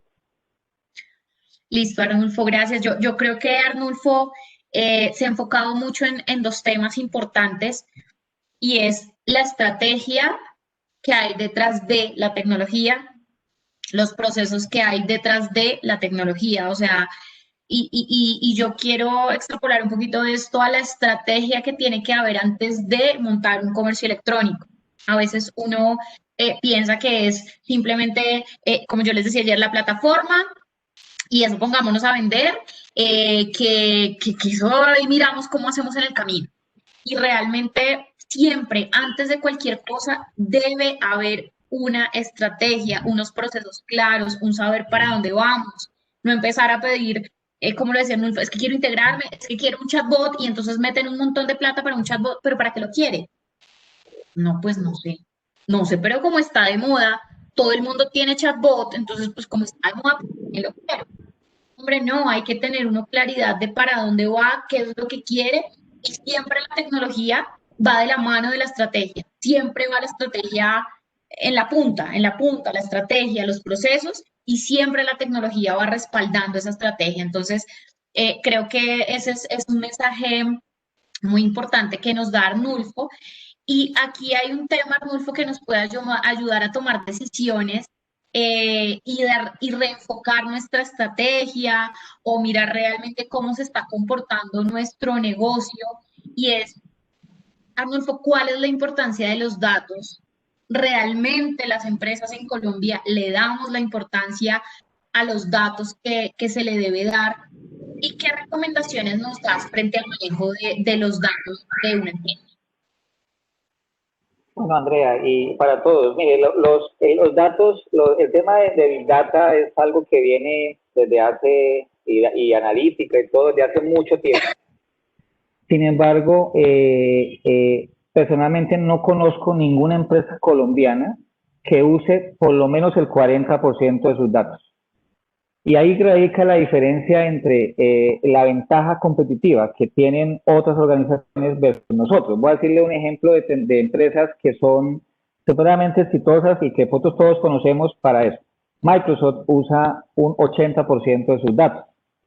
Entonces, ¿qué es usar los datos y por qué la importancia de los datos? A veces los datos que capturamos vienen de diferentes fuentes, vienen por correos electrónicos, audios. Ahorita está WhatsApp de moda, ahorita hay una polémica muy grande con WhatsApp por el tema de la privacidad de los datos. Alguien preguntaba por allá eso de que había ley de habeas data. Sí, claro, todos esos eventos hay, uno obviamente, esas leyes lastimosamente solo aplican para empresas en Colombia, porque para un WhatsApp, para un Google, para un Microsoft, para un Facebook, eso no aplica. O por lo menos no he visto, por lo menos en Colombia o en América Latina, porque en Estados Unidos la primera vez que sancionen fuertemente a esas empresas por eso, por lo menos de Colombia o desde. Entonces, la importancia de los datos radica en que todo dato que yo capturo en mi negocio, lo uso para algo y si no, no lo capture. Entonces, por eso es que esos formularios que salen por ahí pidiendo hasta el cumpleaños de uno para poder hacer una venta, pues eso es precisamente por habeas data y segundo, porque yo, si no voy a usar esa información y si no, porque realmente uno necesita es que lo que haga sea eso, pues hay una ley de data y mi recomendación es leerla muy bien y empezar, por ejemplo, a tener en cuenta esa ley para poder usar los datos. Entonces, lo primero que uno debe, voy a capturar en mi portal o en mi sitio, en mi red social, estos datos, porque uno puede hacer un formulario por Facebook, por Twitter, por Instagram, capturar muchos datos y nunca le pone el chulito de acepta tratamiento de datos personales y no lo guarda. Después una persona puede llegar y decir información y demandar porque están usando los datos de manera ilegal. Entonces, la relación daría importancia a los datos. Hay que saberlos capturar y capturarlos muy bien y dejarle claro a la gente que esa información que está capturando le va a dar un uso para la empresa. Tiene que tener el control para poder darlos de baja cuando se necesita. Ahora, otra cosa son los datos propios de los clientes. Hay que saberlos capturar. Voy a decir algo. Si uno captura un movimiento de una bodega a otra, ¿lo captura para qué? ¿Para solo guardarlo o para utilizarlo? Entonces, ahí viene que la importancia de los datos no está en almacenarlos. Grandes empresas pequeñas arrancan y a los 2 años 200 gigas de información y cuando uno les pregunta, bueno, ¿y qué hace con ella? No soy ingeniero, pero eso es importante. Yo lo tengo ahí. Entonces duran con información 5, 10, 15 guardada y no se usa. Entonces hay aplicaciones y digamos tecnologías, ahí se asesoran con empresas de tecnología que los pueden asesorar de qué aplicaciones les permite decir, mire, de los datos que usted tiene, por ejemplo un Office 365, que es una licencia que muchos pueden comprar y ahí OneDrive permite 1 tera de información. Entonces uno en esa información le dice qué datos ha accedido y cuáles datos. Y entonces empieza a saber qué realmente es importante para capturar esos datos y que esos datos que capturen realmente tenga la autorización de la persona, pero sobre todo que los usemos. ¿Y eso cómo se usa? A través de algoritmos, a través de Big Data, a través de analítica avanzada, para poder detectar nuevas oportunidades de negocio, para poder saber y conocer muchos temas. Y a veces se equivoca la gente porque solo usa los datos que captura por sistemas de información. Y los datos ahorita, la importancia de los datos es poder usar un video. Por ejemplo, este escenario. Si yo grabo las llamadas de mis clientes, las grabo, y quiero saber en línea si mis clientes están enojados, qué pena, voy a decir acá un término, pero pues se me ocurre, pero nos están mareando por el concepto, diciendo que algo está pasando, pues ese video que se está guardando debe en línea poderse ver y saber cuál es la palabra que más están usando los clientes cuando llaman al call center. Porque si no para esa conversación, para después confrontar a un cliente, pues sí, esto puede servir para algo, pero eso no es realmente importante. Entonces, ¿qué estrategia va a hacer la empresa en línea para que esos datos que están entrando de una vez los analice? Entonces, resumiendo un poco la idea es, cuiden mucho sus datos. Hay empresas que en los contratos de tecnología y en los contratos empiezan a decir, es que usted me cede la propiedad de sus datos. Y uno dice, oiga, pero ese contrato es de tecnología o es que me quiere quitar la información. Entonces es muy importante que ustedes lean los contratos de tecnología de las empresas de tecnología. La empresa de tecnología solo debe asesorarlo en datos. Si usted le paga a una empresa de tecnología un desarrollo, el código fuente es de la empresa. Si usted le paga a una empresa para que analice los datos, todos los resultados de los datos son de la empresa. No se pueden ceder y en esos contratos tienen que tener mucho cuidado porque increíblemente hay empresas que están buscando a ver si el área jurídica o si la persona le firma para utilizar los datos y después decir, usted me autorizó. Entonces tengan en cuenta eso a la hora de los datos y sobre todo la máxima de todo es, si no lo va a usar, no lo capture. Y apúntenle a que el 80% de sus datos que capturen, y datos estructurados y no estructurados. ¿Qué es un dato estructurado? El que uno captura por un formulario, por un formulario o por una aplicación. ¿Qué es un dato no estructurado? Un audio de WhatsApp, por ejemplo, es un dato no estructurado. Un correo electrónico. Ustedes no sé si han tenido la experiencia cuando uno manda al correo personal los tiquetes, para uno los manda ya y le llegan de la aerolínea. Google lee esa información y automáticamente le dice, ay Arnulfo, usted debe salir ya para el aeropuerto porque hay un alto tráfico y si no sale ya, llega tarde. Y uno dice, hey Google, pero ¿qué pasó? Yo no leí esos datos. Pero él analiza los datos. Entonces lo importante es qué hacemos con los datos. ¿Y cuál es la diferencia con Hotmail, que es el otro de Microsoft? Pues Hotmail no hace nada, él recibe los tiquetes, los guarda y sí, guardados, pero no hace nada. Entonces uno dice, no, yo voy a eliminar esa cuenta de Hotmail que no agrega valor y voy a utilizar una cuenta que sí ayude por poner un ejemplo. Entonces es eso, cuiden sus datos como el tesoro más grande, no los sean en contratos, cuiden los contratos que hacen y al final siempre piensen que el dato que si lo están capturando en un formulario o lo están pidiendo a su cliente o a su equipo interno operativo, no los desgasten capturando datos que no son estratégicos, porque a veces no, ¿y por qué guardan ese dato? No, por si acaso, ingeniero, eso guárdelo. Yo sí, pero es que es una imagen que pesa tantas megas y si la multiplico por 1 millón de envíos o de pedidos, eso va a ser tantas teras.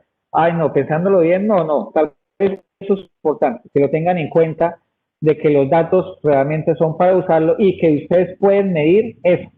Entonces llegan y hacen un análisis de qué datos realmente se usan y exíjale eso a las empresas de tecnología.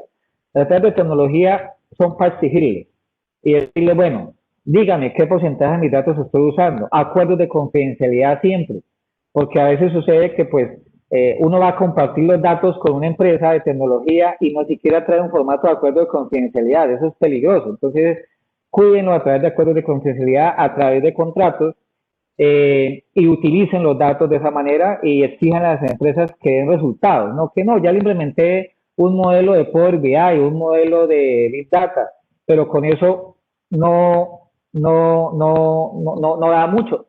Políticas de retención, por ejemplo. No, es que estos datos los voy a almacenar durante 3 años y los que no, los guardo en un backup y después los tengo, porque es más económico guardarlos así. Eso sería como la respuesta. Obviamente, de este tema de datos uno se puede estar hablando mucho tiempo. No quiero ponerme técnico porque no es esa la idea de esta charla, pero sí como para tratar de hablar un lenguaje que de pronto todos podamos entender. Arnulfo, y la última pregunta que te quiero hacer es una consulta que me hacían ayer y quedé con esa deuda.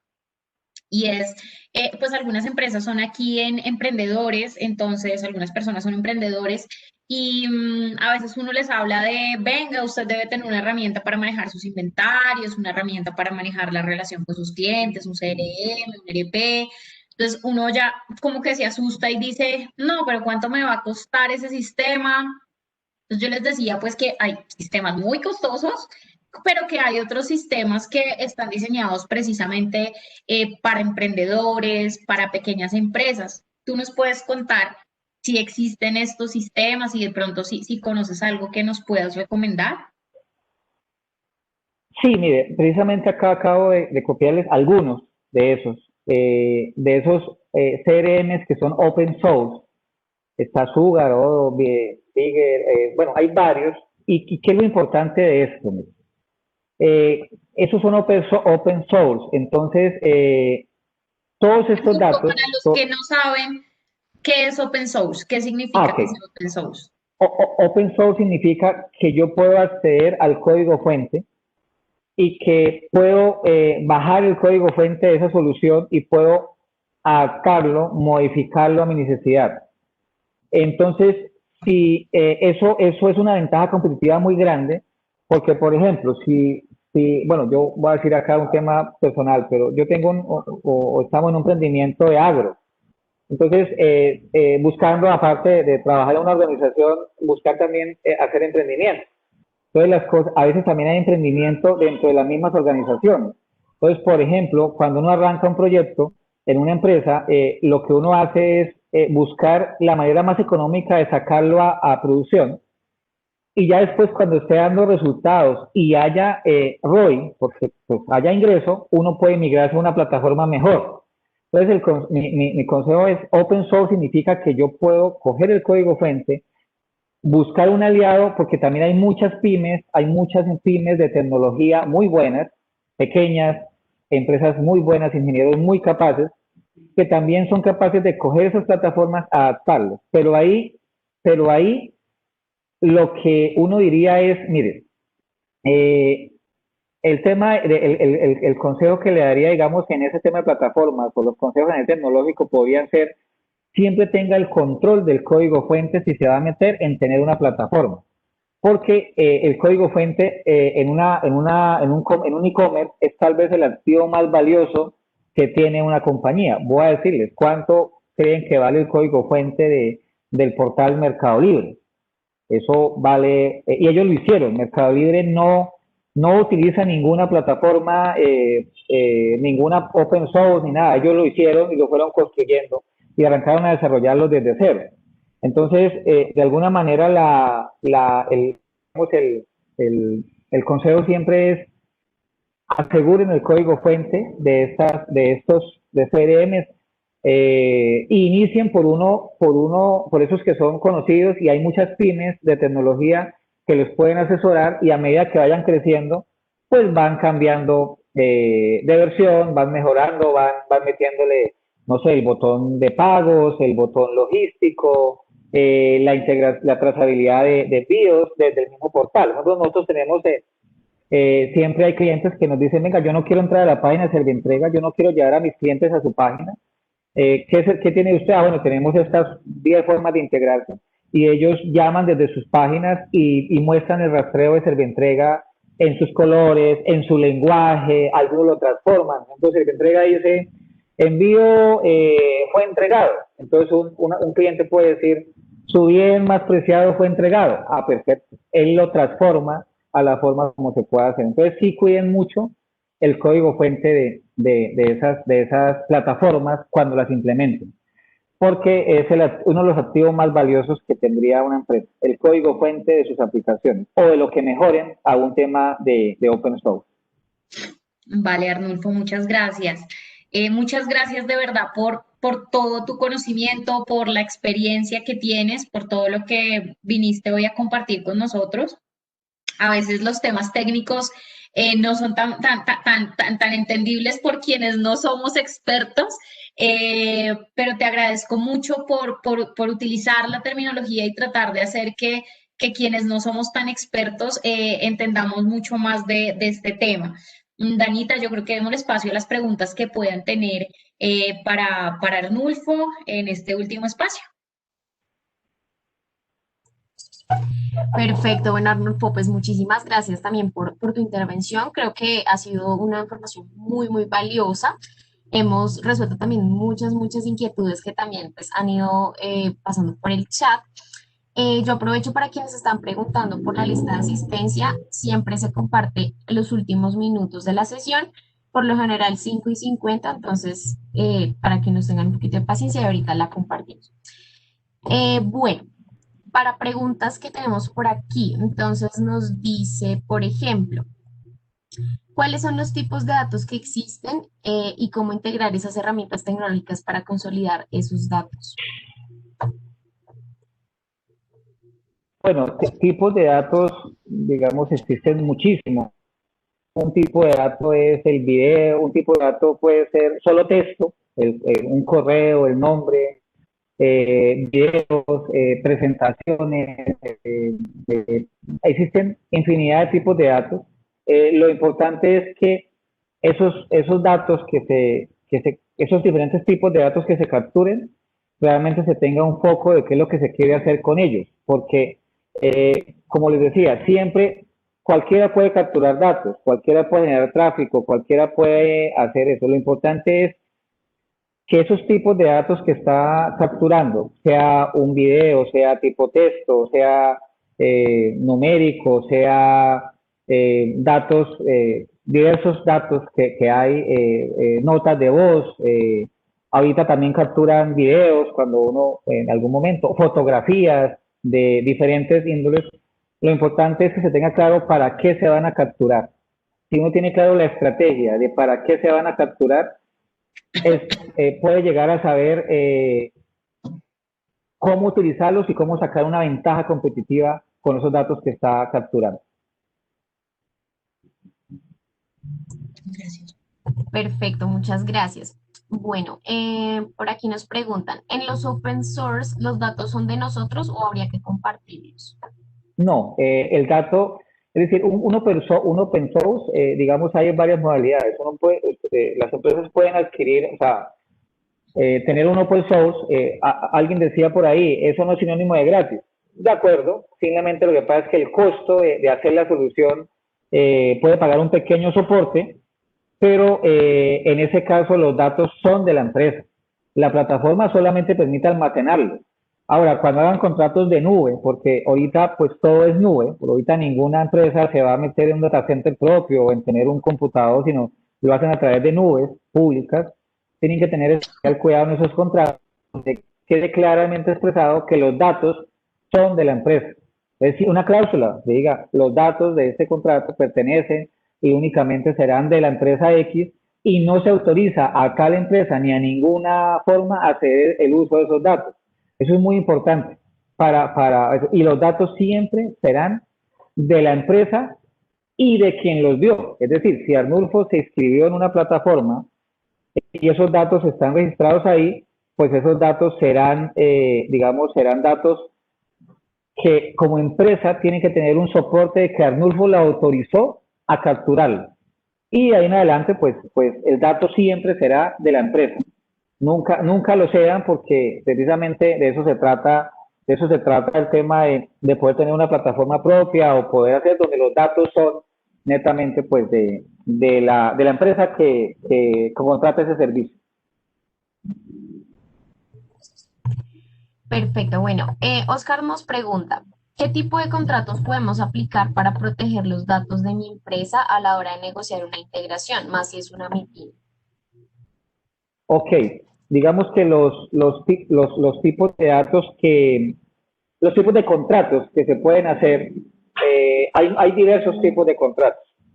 Hay una norma que se llama, voy a dejarla por acá, ahí la dejé, SECUA, creo que no, me disculpan si es con C o con S, no me acuerdo, la primera. Yo, digamos que esa norma dice cómo contratar. Es una norma que si bien es europea, a veces las cláusulas son un poco, digamos, no tan restrictivas, pero sí le da un marco tecnológico y también hay una norma ISO que lo pueden buscar en internet de cómo hacer contratación de software y de servicios de tecnología. Entonces siempre, eh, esos contratos pues tienen que ser revisados por un abogado, obviamente porque siempre hay una persona jurídica que nos asesora jurídicamente, pero esas normas le permiten como cuáles son esas como es partes que debe tener un buen contrato. Un buen contrato tecnológico debe tener las cláusulas de confidencialidad, niveles de servicio. Digamos que toda empresa de tecnología debe dar niveles de servicio, si es 5x8, si es 7x24, debe tener exigencias, digamos, en derechos de autor. Digamos que en derechos de autor existen tres derechos, ¿no? El derecho moral, intelectual y patrimonial de lo que es un software o de un desarrollo. Entonces, a veces eso hay que dejarlo claro, que ese derecho, el único derecho que tiene las casas de software en vez de tecnología es el derecho moral, es decir, que lo hizo, que hizo el software, más el derecho intelectual y patrimonial es de la empresa que contrata o que hace esa contratación de software o a nivel de datos. Entonces, creería yo que haya esos dos temas por ISO o por esta SECUA que sí, gracias quien lo escribió con C, es con C, que ahí le dice exactamente cómo son esas formas de contratar y son estándares internacionales que les pueden dar una pausa. Más no son los únicos, ¿no? Hay muchos más, solo para poder dar una pauta y que puedan encontrar en Internet información. Súper, muchísimas gracias. Bueno, tenemos aquí una pregunta también sobre los chatbots, que habían unas preguntas sobre esto. Diego nos dice, ¿qué presupuesto mínimo debe destinar un emprendedor para poder implementar una solución como un chatbot? Y si se requiere de pronto un programador de tiempo completo, por ejemplo. Bueno, yo qué podría decir, digamos, claro, si tienen el músculo financiero para tener un programador, personas cada vez más escasas y que sus horas están valor de hora, un programador entre 50 a 130.000 pesos, dependiendo de la tecnología y de la expertise. Yo lo que le recomendaría es contratar una pyme, una empresa que coja una solución open source de un chatbot, instalar, que lo programe y que lo lleve, digamos que en un tiempo, no sé, unos 3, 4 meses lo lleve por entregable. Siempre contraten tecnología por entregable. Es decir, en el caso del chatbot, mire, el objeto del contrato es un chatbot funcionando con las siguientes 5 funcionalidades. Cada que el cliente digite el número de pedido, debe decirle la fecha, el estado, el valor, tal información, una descripción del producto. Dejarlo muy claro porque a veces se contratan temas en tecnología sin dejar claro el alcance y entonces donde uno al final recibe algo que no era lo que estaba acordado y los pagos se hacen por alcance. Entonces yo le recomendaría programadores freelance, en pymes en tecnología, que también hay muchas pymes en tecnología, están iniciando también y se pueden contratar buenos servicios de buenos ingenieros y siempre con contratos pagados por entregables. Y le recomendaría más eso si está empezando. Ya si la empresa crece, pues claro, y tiene el músculo financiero para tener un programador tiempo completo, pues ideal. Ese es el mundo ideal. Pero si no lo tiene, pues arrancar con esos tipos de contratos que le permiten eso, siempre cuidando que el derecho intelectual y patrimonial del código fuente, todas las integraciones, pertenece a la empresa. Eso es crucial. Y que de eso se deje una copia, obviamente, en la empresa. Muchas veces ponen en producción esos software y después solo es el ejecutable. Y cuando hay que hacer mantenimiento, casi que está en manos de alguien y ese alguien puede que ya no lo haga o que le cobre más y dejar acuerdos. También, por ejemplo, el valor de hora. Y sin importar qué funcionalidad sea, pues el valor de la hora sea lo mismo, no que de pronto le cobre más o menos información, menos valor dependiendo del requisito. O también si la empresa crece y la empresa de tecnología ve que de pronto puede cobrar un poco más, pues no, es un servicio y vale lo mismo, sea una empresa pequeña o sea una empresa grande. Creo que eso sería como la recomendación un poco en esa pregunta. Excelente, bueno. Aprovecho también para decir, ya en el chat está el registro de asistencia, está el enlace para que por favor la diligencien y también dejé una encuesta, una pequeña encuesta de satisfacción para que pues a ti también nos colaboren con su opinión, por favor, de la sesión del día de hoy. Ya para ir cerrando entonces nuestra sesión del día de hoy, acá también hay otra pregunta sobre chatbot. Alexis nos dice, ¿el chatbot lleva un histórico de datos en cuanto a solicitudes y requerimientos para luego de pronto gestionar estrategias logísticas? Y también nos pregunta si este chatbot se educa, si se le implementan nuevos términos. Sí, digamos, él lleva un historial de datos, él tiene que llevar una base, digamos, que va aprendiendo, él lleva, digamos, un aprendizaje, entonces voy a decir algo.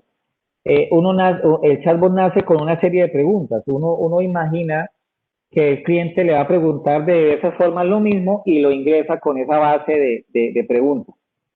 Ya después, en la operatividad, en las primeras meses de salida a producción, con un chatbot tiene que haber mucha vigilancia y mucho monitoreo, porque hay que empezar a seguir alimentando ese chatbot con las nuevas preguntas y diciéndole, si le preguntan tal cosa, de esta respuesta, o va mejorando la respuesta del chatbot según las preguntas o el contenido de las preguntas. Todo eso es inteligencia artificial y él mismo va aprendiendo.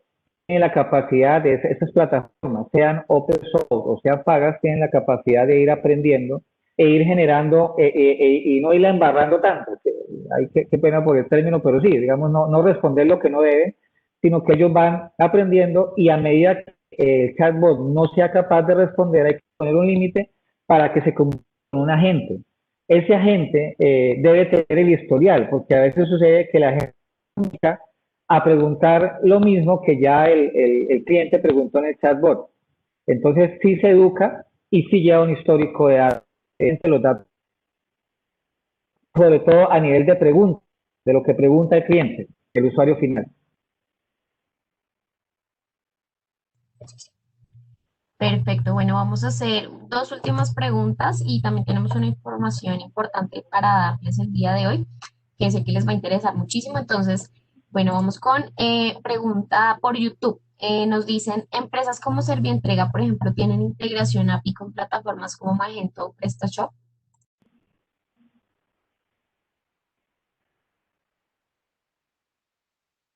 Usted entrecortado, Dana, por favor.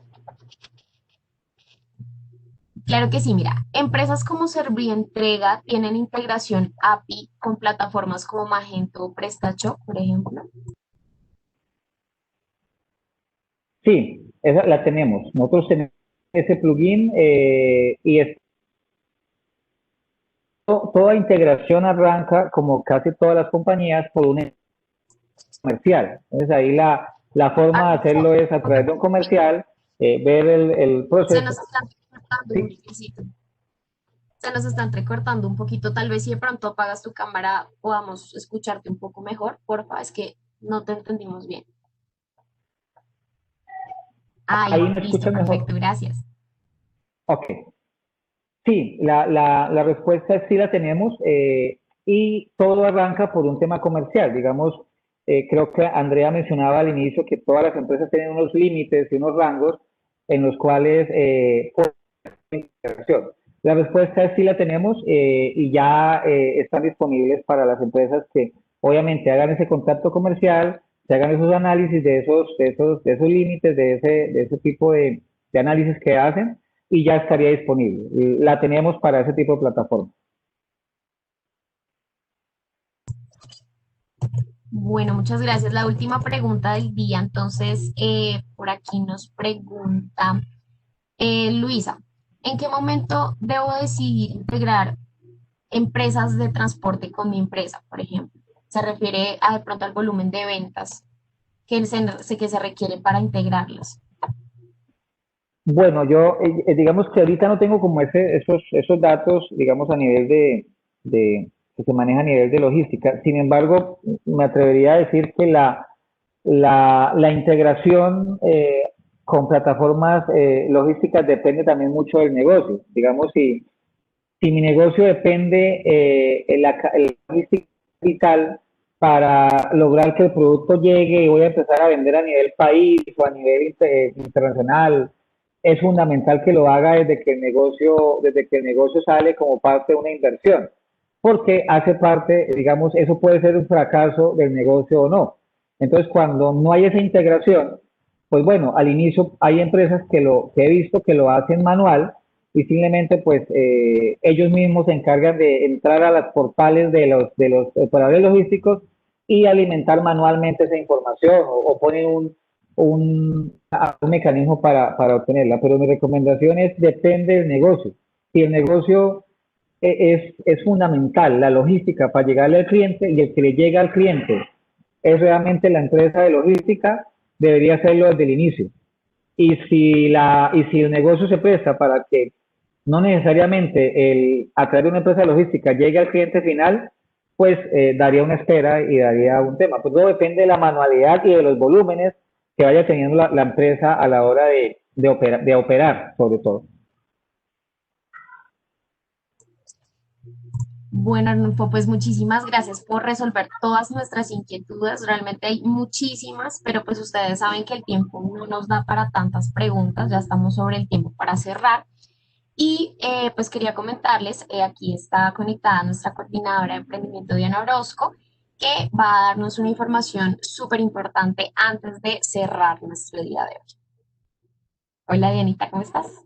Ana, gracias. Bueno, y Andrea y Arnulfo, yo estaba acá juiciosa, además tomando apuntes, porque ese tema es súper importante y a veces nos descuidamos en un montón de cosas, así que muchas gracias por estos espacios. Gracias, Andrea, por supuesto, por ponerse la camiseta también para diseñar y estructurar estos temas que son tan valiosos para los emprendedores y los empresarios.